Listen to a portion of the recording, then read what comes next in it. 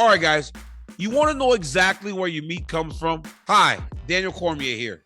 When you're eating a high-protein diet, the quality of your meat matters. And that's why athletes and healthy eaters trust the Backyard Butchers, an American, faith-based company delivering clean, premium beef right to your door. So, unlike companies that hide their overseas sources and lower standards, Backyard Butchers' cattle flourish in the green grass hills of East Texas. Their beef is 100% U.S.-born, raised, and processed, never exposed to growth hormones, antibiotics, or steroids, and packaged without preservatives. Guys, this is the beef that you want to feed your family. So you can choose from 3 perfect options: the premium steakhouse box, the best-selling backyard box, or the family-sized farmhouse box.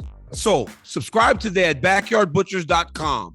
Promo code DCTV. And they'll make sure that you get your choice of 2 dinner-sized thick ribeyes or 2 pounds of Wagyu ground beef. Hey, I'm not going to lie.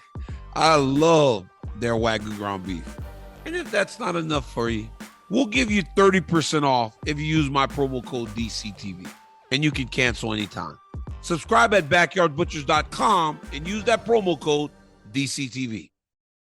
Daniel Cormier! All right, guys.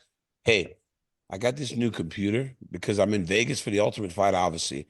But this computer follows me everywhere to make sure that I'm center whenever I'm talking to you guys. So, hey, I'm really trying to make it work out here. I got the light behind. It's a camera. The camera, it's like a lamp. But we getting it done. So, it's Saturday morning, and we just finished the first week of the Ultimate Fighter. So, I may not have been as into the news as I should have been. But when speaking to the Sportsbook Review, our boy Francis Ngannou has made it known what his intentions are and what he wants to do next. And I don't know if I should say not surprising, because he seemed happy when he was back in MMA, but, you know, he's going back to boxing. He said, I will do boxing next. I want to. I'm not done with boxing.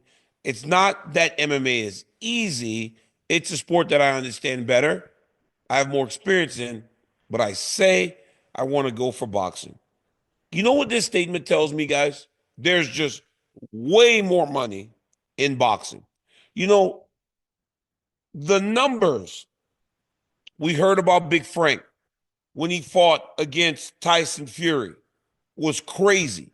Then he fights Anthony Joshua. Guys, there are guys that go through fighting their entire life boxing, hoping to get one of those fights. Big Frank got him back to back. Now, we saw what happened in the Joshua fight. Now we'll get into that a little bit later as to why I disagree with it. But Big Frank says he wants to do boxing.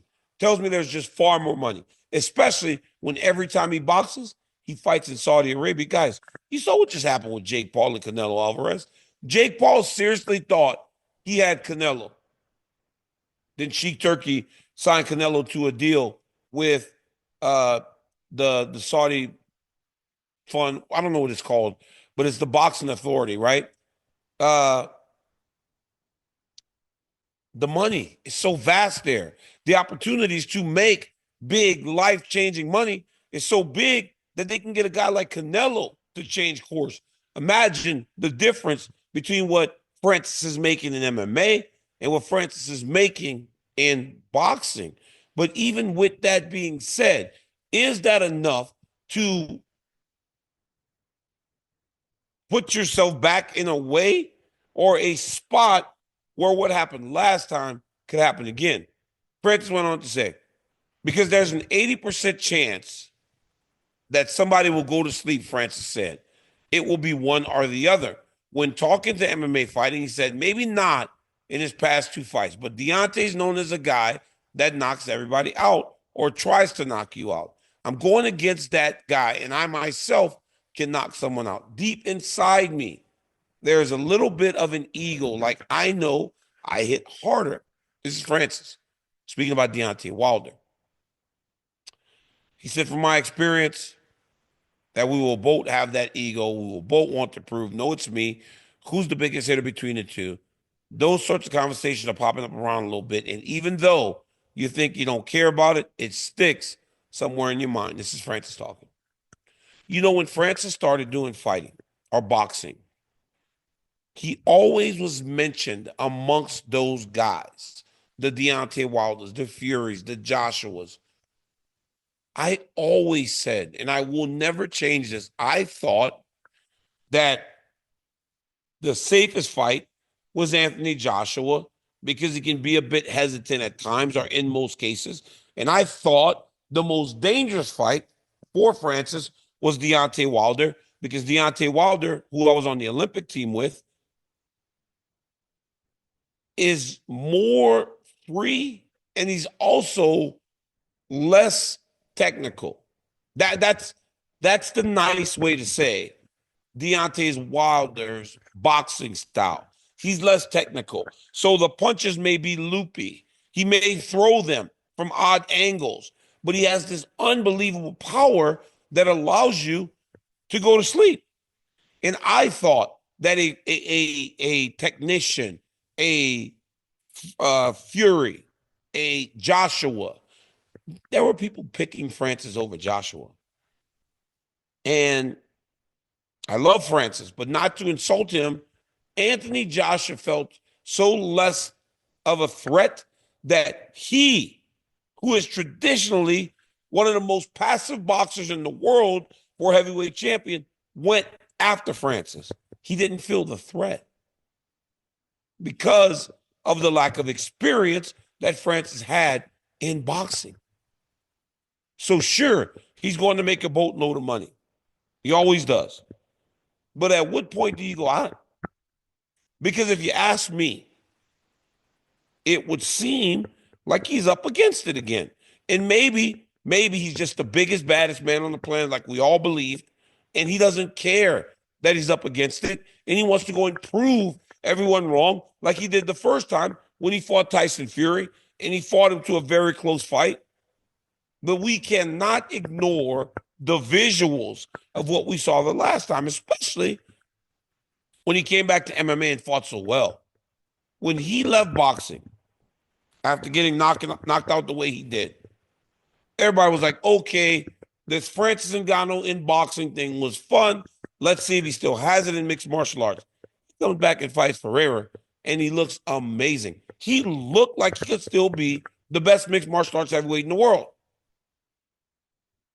But it can't be come back to MMA to regain some sort of momentum and take it back to boxing. Now, granted, he has that platform and he has the right to do whatever he wants. But as a person that considers Francis a friend, it's concerning because I don't want to see him get knocked out. And that is such a possibility when he's fighting, right, in boxing, and he's comfortable, he does really, really well. Here's where the problem starts, and this is what happened in the last fight. When he knocked down Tyson Fury, and we all went crazy because we're all rooting for Francis. I swear to God, we're all rooting for Francis. He looked like he belonged. The only time he looked like he didn't belong was when he got hurt. Because when he got hurt, there are things that boxers do that we don't as mixed martial arts fighters because we never find ourselves in those positions. When we're hurt and fighting, we either shoot, we go to the ground, we try to find safety. You can't do that in boxing. The boxers will grab onto you, hold onto you. They just constantly clinch. When Francis was hurt by Joshua, he didn't even clinch. It was so unfamiliar. And you know what the biggest issue with that is? He can't simulate that because I don't know that there's anybody in the gym that can hurt him to the point that he needs to clinch. There's no one in the gym that could hurt him to the point that he needs to clinch. He can't simulate it. So every time, or if he gets hurt, it's the first time. We don't see him hurt. He's got a granite chin. He's big. He's powerful. People don't hurt Francis Ngannou. But when it happened in the fight, he looked lost. And that's what's concerning to me. Because I know there will be moments in that fight with Deontay Wilder, the way that he punches, where he's going to need to find safety. How do you simulate that? How do you prepare? So, guys, hats off to Francis. He has found an ability to make money hand over fist. And I mean millions and millions and millions. And he's going to collect millions of dollars again. But what's the risk? I hope that Francis and Eric Nixick, who is the man, who is going to train him up and get him prepared, Dewey is going to get him prepared. They're going to have him ready. I just hope that they can find a way to get him prepared for the bad if it comes. Because we've never seen him deal with the bad until we saw him deal with the bad and we saw how bad that went. I don't want to see my buddy like that again. And honestly, there's a possibility that happens when you fight a guy like Deontay Wilder. He hits that hard. But who wants to go fight? It's like 80% somebody's going to get knocked out. I don't want to get knocked out. I never want to get knocked out. Maybe they're just different men than I am. So, guys, enjoy your weekend. Thanks for the support. I love each and every one of you guys. And see you next week. I promise I'm going to be more on it. I might put a video out every day next week. I'm back. I think I got it figured out. Look, I am holding my microphone on top of a I think it's called an encyclopedia or something. Yeah, this house has an encyclopedia, so holding on an encyclopedia. Till next time, guys, like, subscribe, and tell your friends about my YouTube channel. Peace.